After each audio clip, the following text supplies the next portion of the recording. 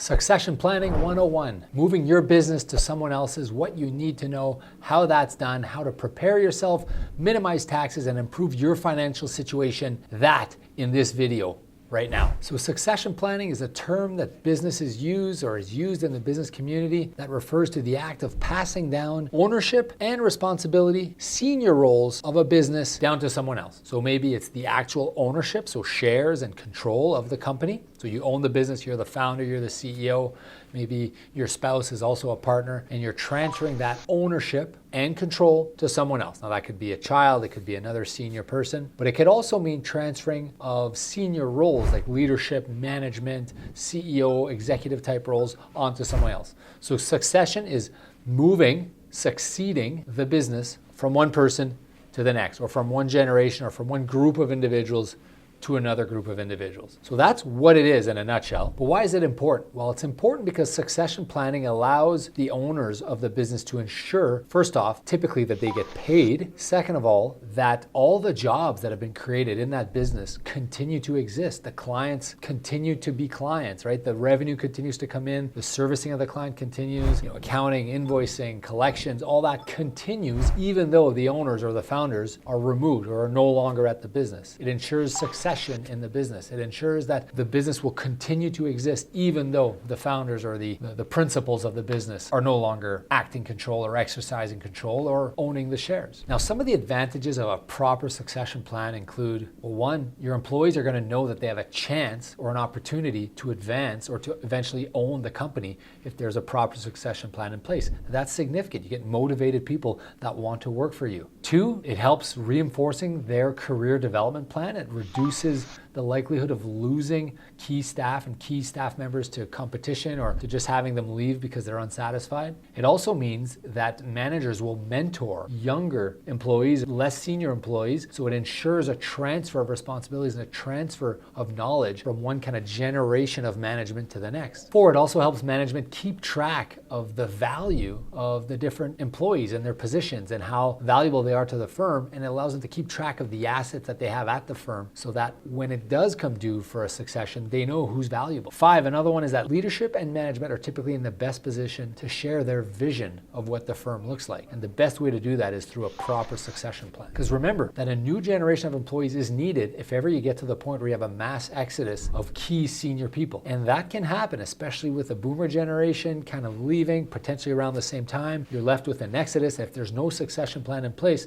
companies can fail. So as a reminder here, a succession plan, proper succession planning is about ensuring a smooth and seamless transfer of assets and business interests from one group to the next. Proper succession plan should encourage everyone at the top to set down, lay out the objectives, the plans. What do you really want? What are your goals with the succession plan? Is it family harmony? Is it business continuity? Is it minimizing tax? Is it ensuring that all your employees are taken care of? Those are not all necessarily the same goal and won't necessarily be met by the same end result. So what are the key components to the business succession plan? First off, choosing the successor. That probably seems like the most obvious thing ever, but choosing who will take over the management, the ownership, the control of the company, those are critical factors. And those don't need to be all the same person, right? You could have, a son or a daughter take ownership or take control, and you could have someone else execute management. Like that could be part of the plan. What about asset distribution? How are you going to distribute the assets of the company? Are they going to stay inside the company? Are you moving on? Are you selling parts of the company? Are you breaking off the company into different parts and selling parts of those companies? What about tax liabilities? Have you made a tax liability plan? What happens if you close up shop tomorrow? What happens if you do an asset sale? What happens if you transfer the business to another generation?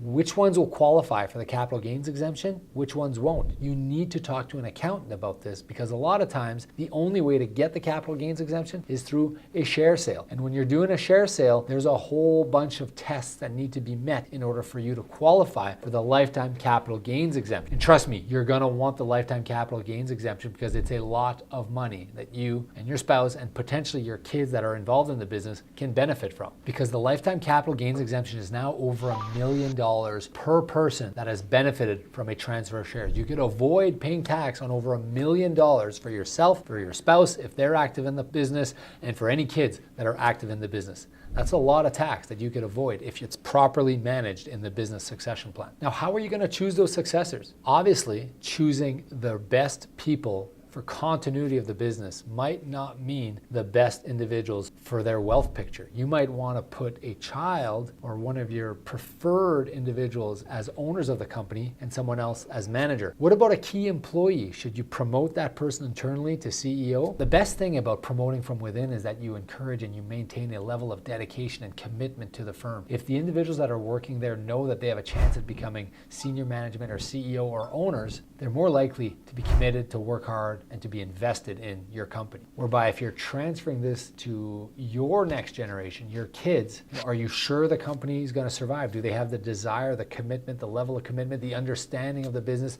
Perhaps you need to look at kind of a joint partnership whereby some of your kids are involved and some of the leadership team currently there are also involved. You're definitely going to want to have to take a look at your wills, your power of attorneys, your trust, and you're going to want to talk to a tax lawyer, an expert, to make sure that they're formulating your business succession plan with those in mind. Now, when it comes to tax planning for your business and the succession of your business, this is a critical component. I've talked about it earlier, the capital gains exemption, but there's also just different tax treatment of different levels of income, right? If you're selling off a bunch of assets, are those going to be capital gains or are those going to be income? How is that going to be treated? You need to make sure you understand what the different possible actions that you can undertake, what that tax impact is going to be on yourself and your family. Selling everything versus transferring everything versus gifting everything, those are completely different tax treatments and you're going to get a much different tax bill. If you need to rely on this sale of business for your retirement income, have you factored that in? You can't just give a business away to your child if you need to generate income for yourself in retirement. If you're selling the business in small increments to some key staff members, you're likely going to need a business valuation, or perhaps it's an agreed multiple of profits that you're selling the business for. And you're probably going to have to take a vendor take back,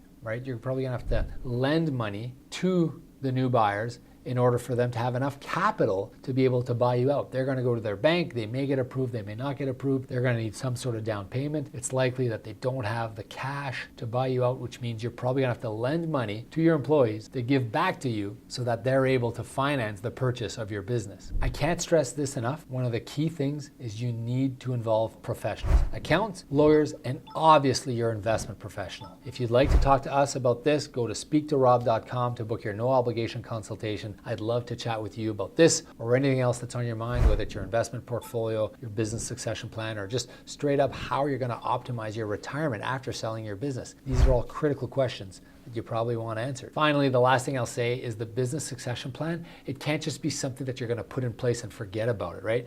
It's a document that exists that you're going to want to review on a regular basis, whether it's annually or semi-annually. That's going to look at who the key people are, what their roles are, what their level of interest in the business is, and how you're going to proceed in selling them that business. Because without that plan, nobody really knows what you're going to do with your business. By laying out a plan, you're laying out your expectations, you're laying out what the future of your business could look like. And that's a very important piece of the puzzle. Once you've built the plan, eventually at some point, you're going to actually do the business succession, and then you're going to work with a team of professionals to make sure you're optimizing your tax situation for that as well. All right, guys, thanks for tuning in. I'll see you in the next video.